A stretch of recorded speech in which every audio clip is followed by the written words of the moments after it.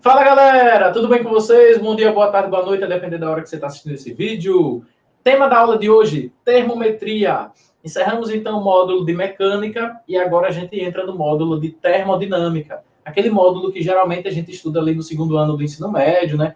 A depender do local onde você mora, pode ser também terceiro ano do ensino médio. Né? Geralmente é segundo ano do ensino médio, tá? Vamos nessa termometria, entrar aquela parte inicial ali, aquela parte bem basicona mesmo, de temperatura e dilatações. Na próxima aula, no próximo vídeo, a gente entra na parte de calorimetria, e a gente vai falar de calor sensível, calor latente, propagação de calor, etc. Então, hoje, a aula de termometria, vamos discutir o que é temperatura e os efeitos da variação de temperatura em um corpo, que é justamente as dilatações. Vamos nessa? Termometria, então, para você entender, você tem que se ligar no conceito de temperatura. O que é temperatura, né, pessoal? Ó, temperatura do corpo, né? Temperatura é a mesma coisa que calor? Você já sabe que não, né? Se você está aqui, se você está no curso online, é porque você já tem pelo menos um conhecimentozinho aí, né? Prévio sobre esses temas. Você já deve ter passado lá pelo segundo ano. Temperatura não é a mesma coisa que calor. O que é temperatura, então? Temperatura é uma grandeza física, né? Que vai medir o nível de agitação molecular das partículas, né? A agitação das partículas, aliás, que compõem um corpo ou uma substância. A gente precisava chamar essa agitação das partículas por um nome, entendeu? A gente resolveu dar um nome de temperatura. Relembrando, né, que essa agitação também faz com que as partículas tenham uma certa energia térmica, beleza? E aí o fluxo dessa energia térmica de um corpo para o outro, de um ambiente para o corpo, é o que a gente chama de calor. Então, calor é a passagem dessa energia térmica das partículas, né, ou de uma substância, de um corpo para outro. E essa agitação que as partículas têm, essa agitação que faz com que as partículas tenham energia térmica, é chamada de temperatura. Ah, professor, beleza, tudo bem. Lembrar também que a temperatura é uma grandeza intensiva, certo, galera? Ó, temperatura é uma grandeza intensiva, e o que quer dizer isso? Ela não depende da extensão do corpo. Quando a grandeza depende da extensão do corpo, aí a gente diz que é a grandeza extensiva. Mas aqui, ó, se eu tenho um cubo de gelo, e esse cubo de gelo está com temperatura menos 10 graus Celsius. Se eu partir o cubo de gelo ao meio, cada metade dele vai continuar com temperatura menos 10 graus Celsius. Então, a temperatura não vai ser influenciada pela mudança nas dimensões do corpo, beleza? Então, a temperatura é a grandeza intensiva. Agora, quando a grandeza foi influenciada pela mudança nas dimensões do corpo, aí a gente diz que a grandeza é extensiva, como massa. Por exemplo, se um cubo de gelo tem massa 5 gramas, eu corto ele na metade. Então, ali, cada pedacinho vai ter massa 2,5 gramas, né? Assim? Então, a massa de cada pedacinho é diferente da massa do cubo todo. Então, eu digo que a massa, por exemplo, é uma grandeza extensiva, certo? Agora, sim, a agitação das partículas em um corpo pode ser de 3 maneiras. As partículas podem oscilar, elas podem vibrar e elas podem girar, né? Então, a partícula pode realizar em 3 movimentos. A gente chama de movimentos de rotação, translação e vibração. Então, esses 3 movimentos, cada um vai ter lá um meio de medir. A agitação, que a gente chama de temperatura, né? A temperatura que está associada somente a um desses movimentos, tá bom, galera? Que é justamente o movimento de translação da partícula. É o movimento que a partícula faz saindo do lugar. Beleza, então, professor, continuando.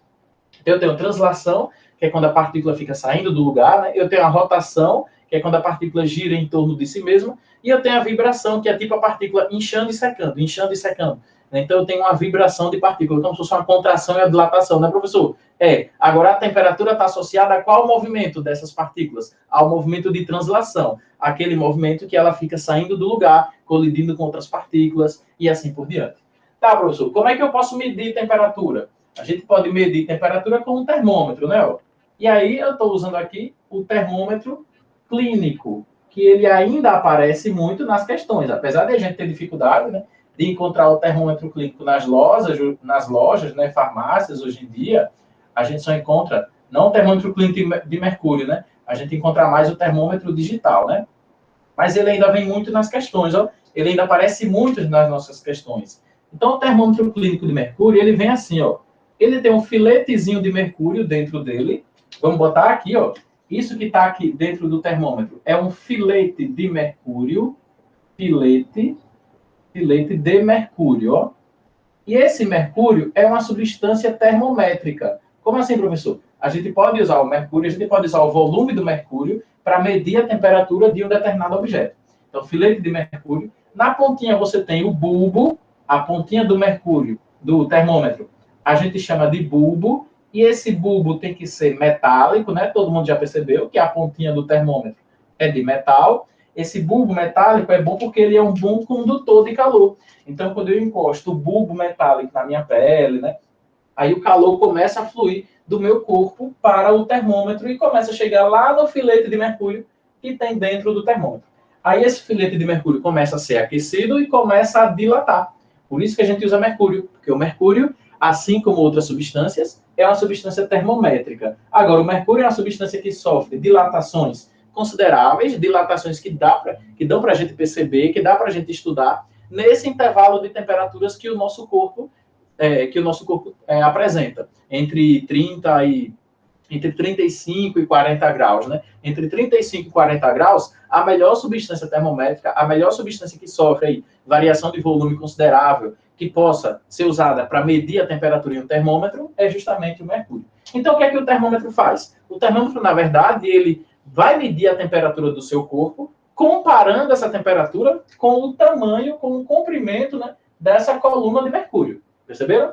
Então, ele mede a temperatura, esse termômetro clínico, né? Ele mede a temperatura do corpo, fazendo uma comparação entre a temperatura do seu corpo e o comprimento dessa coluna de mercúrio. O comprimento da coluna de mercúrio vai dilatar, vai aumentar, vai crescer, até que haja um equilíbrio térmico entre o bulbo do termômetro e o seu corpo, e o organismo lá que você está tentando medir a temperatura, certo?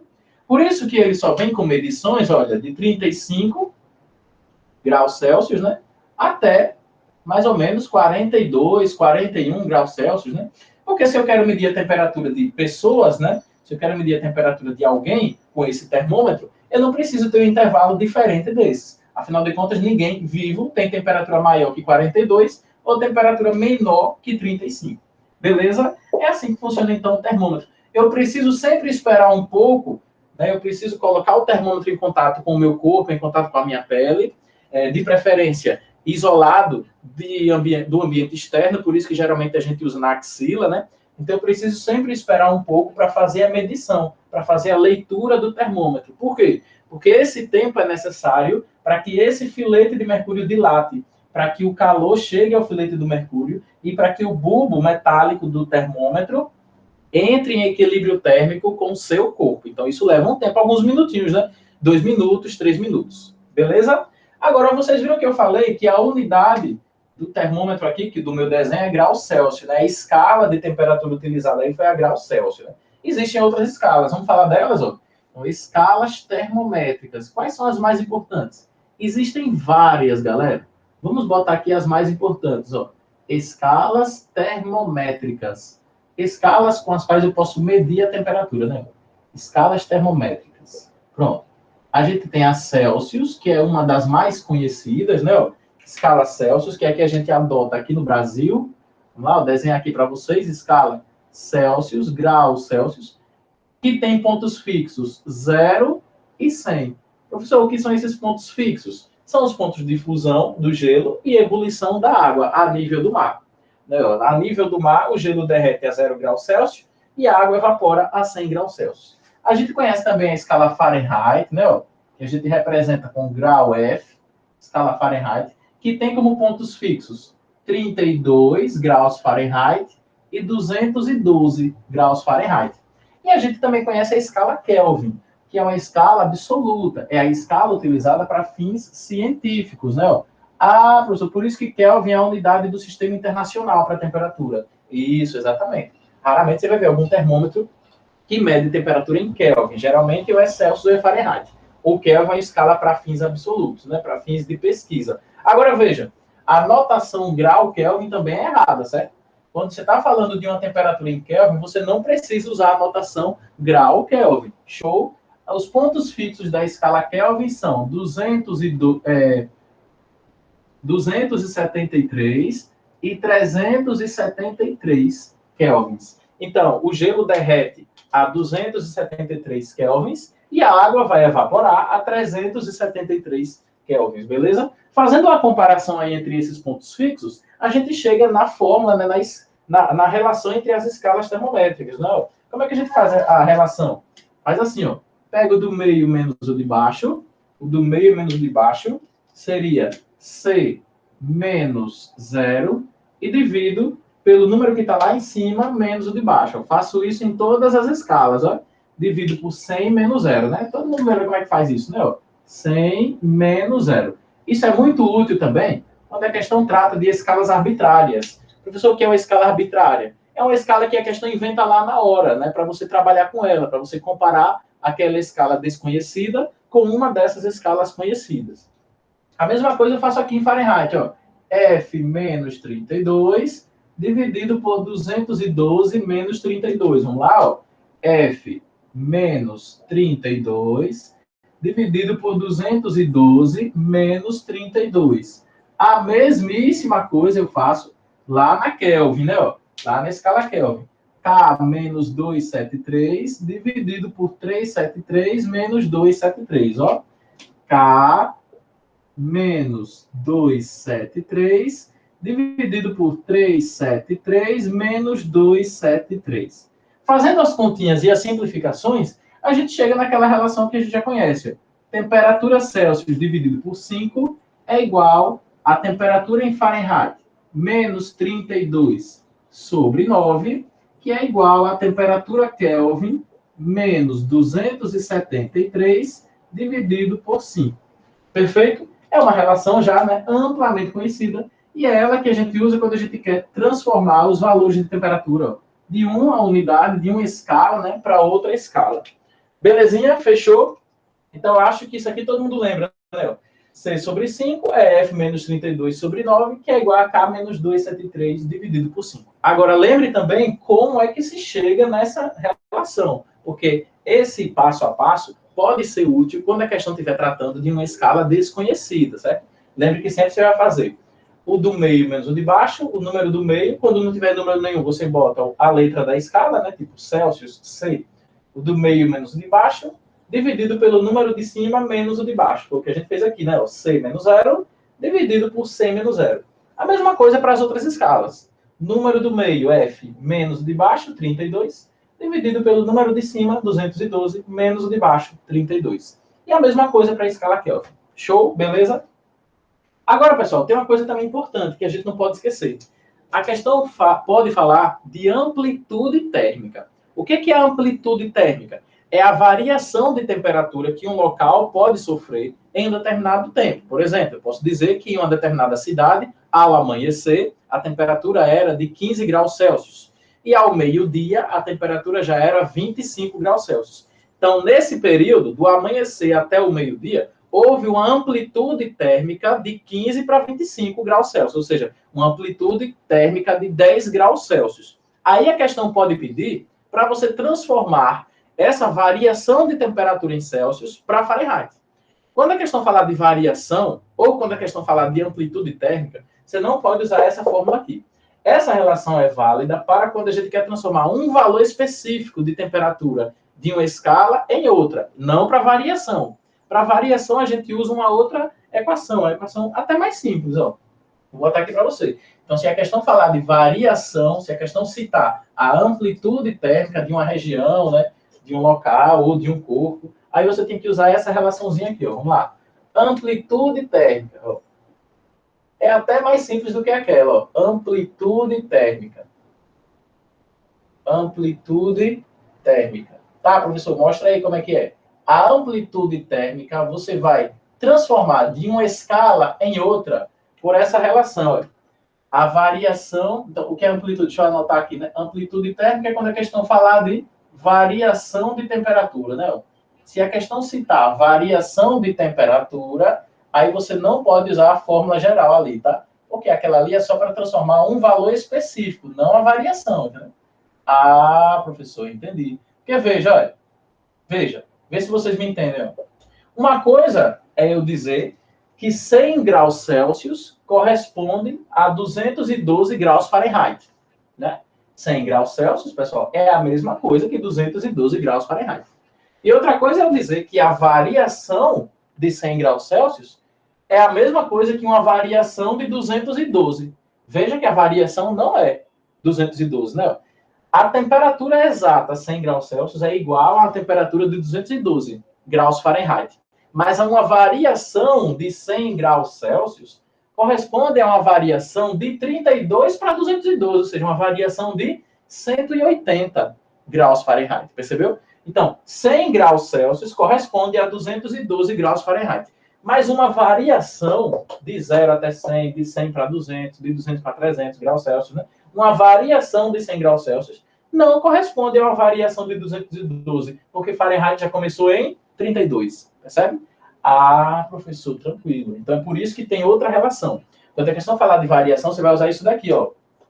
A variação de temperatura em Celsius dividido por 5 é igual a uma variação de temperatura Fahrenheit dividido por 9, que é igual a uma variação de temperatura em Kelvin dividido por 5.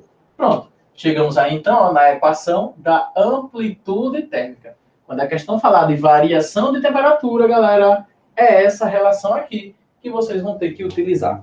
Show? Beleza?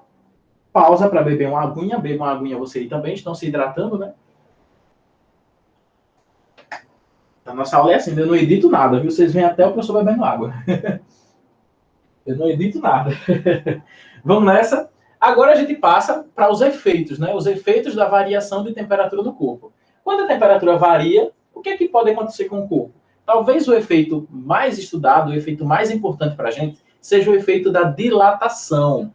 Se a temperatura do corpo aumenta, na grande maioria dos casos, as dimensões do corpo também aumentam. E aí ele sofre uma dilatação térmica. Se esse corpo for um sólido, né, se for um material sólido, a gente chama de dilatação térmica em sólidos. Agora, se for um líquido, a gente chama de dilatação térmica dos líquidos, que tem outros detalhes, certo? Vamos lá? Para estudar a dilatação térmica em sólidos, a gente costuma dividir a dilatação em 3 partes. Dilatação linear, dilatação superficial e dilatação volumétrica, beleza? Na verdade mesmo, todas as dilatações são volumétricas, mas nem sempre vale a pena eu analisar a dilatação na largura do corpo. Por exemplo, se eu quiser analisar a dilatação que uma folha sofre, né? Eu tenho aqui uma folha, imagine uma folha de qualquer material, né, que você pensar aí. Eu tenho aqui uma folha, né? Se eu aumentar a temperatura dessa folha, ela vai sofrer uma dilatação volumétrica. Só que como a largura da folha é bem pequenininha, né? Ó, a largura da folha é bem pequenininha.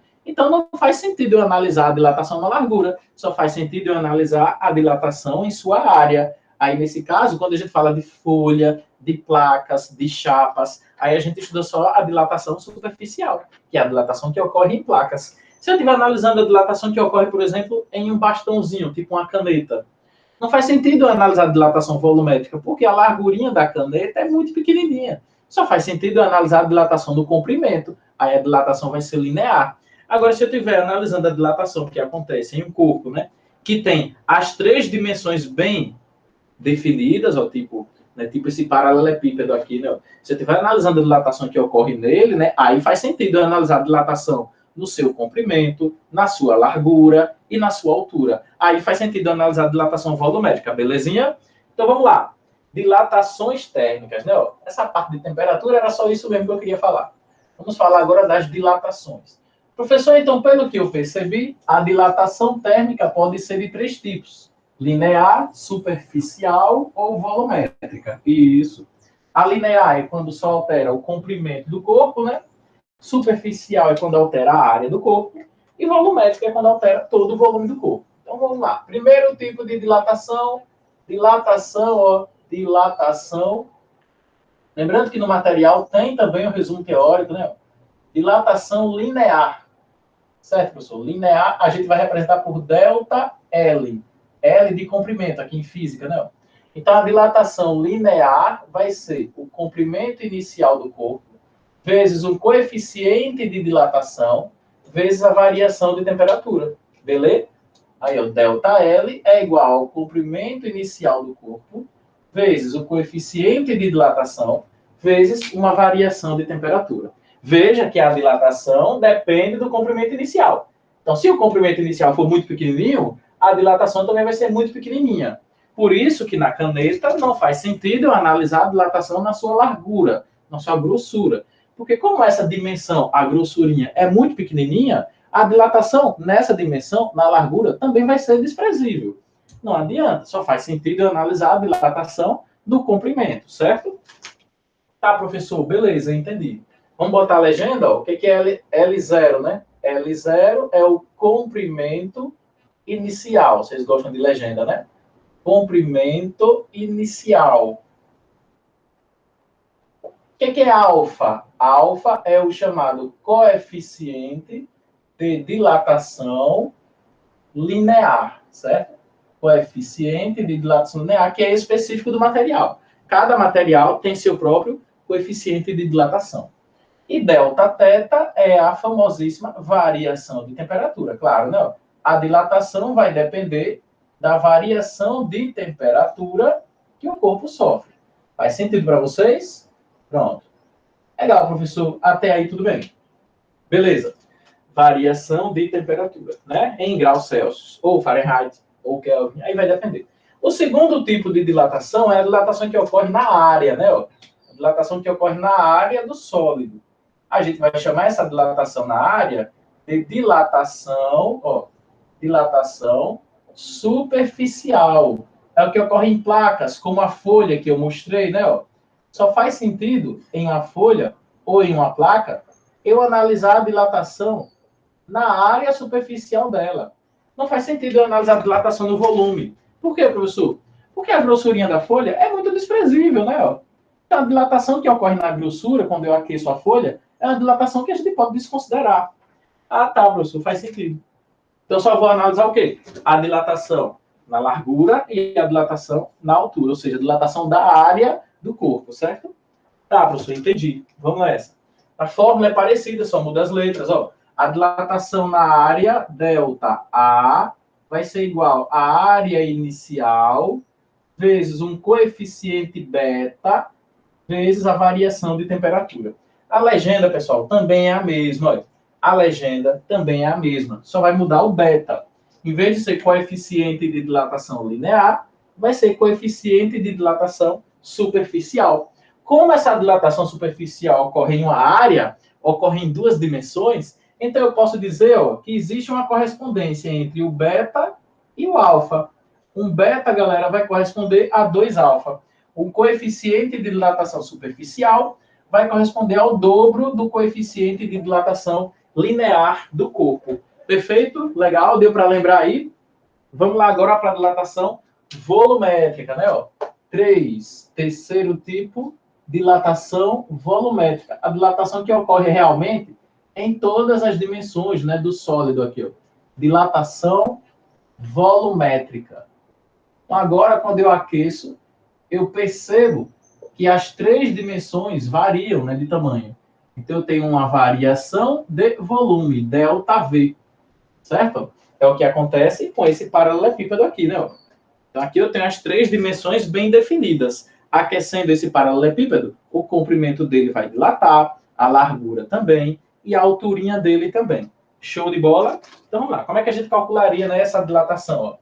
A dilatação volumétrica, ΔV, é o volume inicial vezes um coeficiente de dilatação volumétrica gama vezes a variação de temperatura Δθ.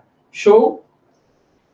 A legenda continua sendo a mesma, só enfatizando que aquele coeficiente de dilatação volumétrica que a gente chamou de gama, esse gama aqui, como a dilatação volumétrica ocorre nas 3 dimensões, então aquele gama, comparado ao alfa, vai valer o triplo de alfa, né? O coeficiente de dilatação volumétrica de um corpo vai ser o triplo do coeficiente de dilatação linear desse mesmo corpo, desse mesmo material. Show de bola, beleza? Pronto. Agora, essas né, foram as dilatações em um sólido. Agora, se você quiser estudar as dilatações em um líquido, tem que lembrar do seguinte. Um líquido vai estar contido dentro de um recipiente que é sólido. Então, quando o líquido dilata, além de levar em consideração a dilatação que o próprio líquido sofre, eu também tenho que levar em consideração a dilatação que o recipiente sofre. O recipiente, o frasco, né? Então, eu faria o seguinte, ó. A dilatação agora dos líquidos. Pode ser, ó. Dilatação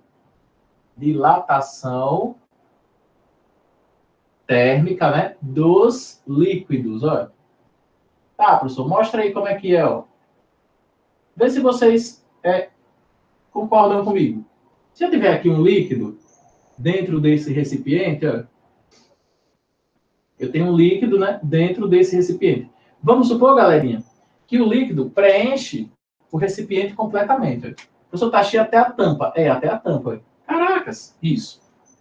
Se eu aquecer esse sistema, você vai concordar comigo que o recipiente vai dilatar, não é? O recipiente vai dilatar e o líquido também vai dilatar, né? Se eu aquecer esse recipiente, esse sistema, todo mundo aí dilata. Tanto o frasco quanto o líquido, né? Ó. Se eu aumentar a temperatura dele, né? Ó, vai haver uma dilatação geral. Tanto o frasco quanto o líquido dilatam. Mas como o líquido tem moléculas mais distantes uma das outras, como o líquido tem moléculas mais espaçadas, o líquido vai dilatar mais do que o sólido. Ah, professor, faz sentido. As moléculas no líquido já estão agitadas. Quando eu forneço calor a elas, elas se agitam ainda mais rápido do que no sólido. No sólido, as moléculas estão grudadinhas ainda. Então, professor, quer dizer que a dilatação no líquido vai ser mais rápida do que no sólido? Exatamente. Geralmente, um líquido vai dilatar mais do que o sólido. E aí é muito comum, em uma situação como essa, a gente ver o líquido transbordando. Olha. Então tem um certo volume de líquido aqui que transborda, né? Você vai verificar que existem uns pinguinhos aqui, né, na superfície. O volume de líquido que transbordou. Por que transborda? Porque o líquido dilata mais rápido do que o frasco. Mas o frasco também dilata. É importante você notar uma coisa. Olha. Antes de transbordar, o líquido tem que sofrer a mesma dilatação do frasco. Não é não? O líquido preenche o frasco completamente. Os dois dilatam devido ao aquecimento. Mas antes do líquido transbordar, é lógico que ele tem que dilatar a mesma quantidade do frasco. Beleza? Ah, professor, faz sentido. Esse volume que transborda, esse volumezinho aqui que transbordou, é o que geralmente a gente chama de dilatação aparente. Ó. O volume que transborda é a dilatação aparente. Por que é a dilatação aparente? Justamente porque, além de transbordar, o líquido dilatou dentro do frasco, né? Antes de transbordar, ele dilatou dentro do recipiente. Então, essa partezinha que transborda é a dilatação aparente. Ah, bom. Mas também ocorre a dilatação no recipiente, né? Vou botar aqui para você, ó. Também ocorre a dilatação no recipiente. Ah, sim. Vamos anotar, ó. Dilatação no frasco, né? Ó. Dilatação no frasco ou no recipiente. Dilatação no recipiente. Então, para eu ter a dilatação real, recipiente. Para eu ter a dilatação real, turma, aí eu tenho que somar essas duas dilatações. Então, assim, ó, a dilatação real do líquido, né? Às vezes a gente demora para entender isso, né? Mas o motivo é esse, ó. A dilatação real no líquido é a dilatação que ocorre dentro do frasco, a dilatação do recipiente, mais a dilatação que ocorre fora do frasco, que é a dilatação aparente. Ah, professor, é só isso? Dá tanto trabalho para entender, mas é só isso, né? A dilatação que ocorre fora do frasco é a dilatação aparente. A dilatação que ocorre no frasco é a dilatação do recipiente. Para eu chegar na dilatação real do líquido, é só eu somar essas duas. Ah, faz sentido, professor. Faz total sentido, né? Tá vendo aí, galera? Esse é um resumão aí de dilatações dos sólidos e dos líquidos para você. Essa analogia também é válida para os coeficientes. Olha, o coeficiente de dilatação real de um líquido é igual ao coeficiente de dilatação do recipiente mais o coeficiente de dilatação aparente, certo? Na aula ao vivo de sábado, nós vamos falar de um tipo especial de dilatação, que é a dilatação anômala da água. Vamos tirar as dúvidas de vocês e vamos responder as questões desse tópico aí, beleza? Dessa nossa apostila. Então, vou deixar um gostinho aí de quero mais, então venham na aula ao vivo de sábado para a gente responder as questões desse tema e ver como é fácil. Cai bastante no Enem também. Bastante não. Nos outros vestibulares cai mais. No Enem já caiu algumas vezes. A parte de calorimetria, que é a parte que vem depois disso, aí sim cai mais no Enem, beleza? Galera, obrigado pela atenção, parabéns aí pelo seu foco e lembre que a gente está sempre junto. Sempre que tiver precisando conversar com alguém sobre estudo, sobre vestibular, professor, estou desanimado, estou desanimada, pode chegar lá no meu WhatsApp ou no meu direct, vocês têm acesso total, e puxar uma ideia comigo e a gente conversa, beleza? Precisando de qualquer ajuda, de qualquer apoio aí, precisando de ajuda também em outras matérias, professor, me indica alguém aí de outras matérias, pode contar com a gente também, que a gente te ajuda a te dar esse suporte, tranquilão? Escreve aí nos comentários o que você achou da aula, professor, gostei, gostou do quadro estar mais distante, diz aí se ficou melhor para você, se ficou melhor de enxergar, né? Dá para ver mais as mãos do professor. Essas coisas importam, são importantes, beleza? Obrigado pela atenção, parabéns pelo seu foco aí durante todas essas semanas e a gente se vê na aula de sábado. Tchau!